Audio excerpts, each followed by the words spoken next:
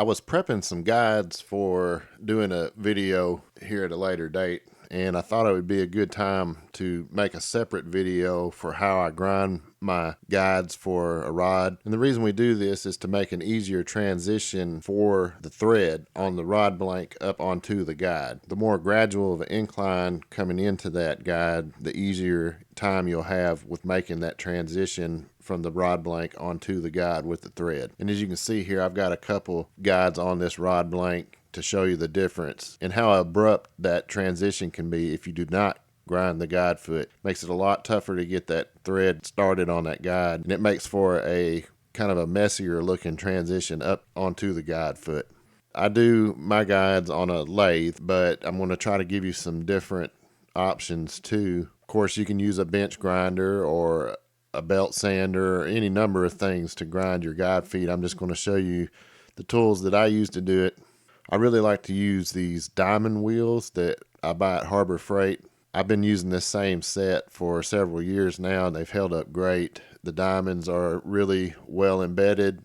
However, they cement these to the wheels. They don't come out very easily. I'm still using my original set, and I've had zero issues with them whatsoever. And they leave a nice, fairly fine finish to where I don't have to come back and touch up the guide feet with anything when I'm done, which is important. I mean, it saves a little time if you don't have to come back and retouch or sand it down a little bit. It's a fairly fine finish, and it's perfectly acceptable the way it comes out with these wheels. There's no roughness to it or anything like that. So you can pick these up for about $10 a set at Harbor Freight, and they work really well. It comes with several different ones. The one I use the most is the round one. I also use the one that's at an angle sometimes if I'm doing a bigger guide, because it's got more surface area on it, so it's easier to do a larger guide with that larger surface area.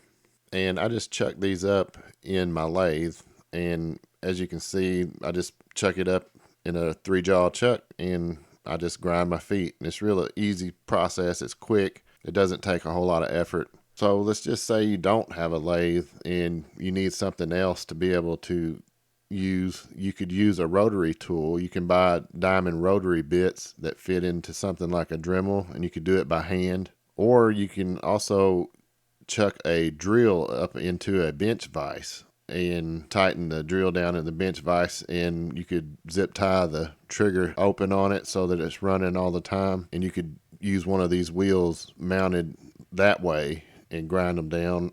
And they also make some bench clamps that are specifically made to hold a drill, and I'll just put a couple here that I found on Amazon up in case you're interested in one of those. And still yet another option would be to chuck one of these up into a drill press and use it that way.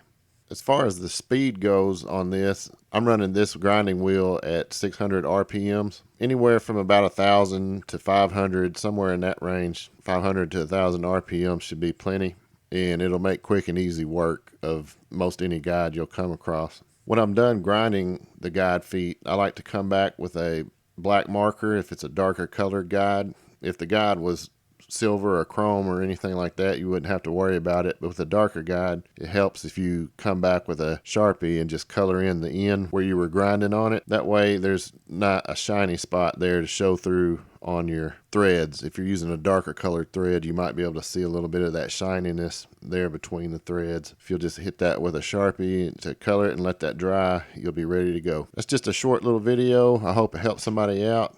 And if you have any questions about anything, you leave them in the comments, or if you got any other suggestions, drop those in the comments so that somebody else might be able to see them. That's all I've got for today. Y'all take care, and I'll talk to y'all later.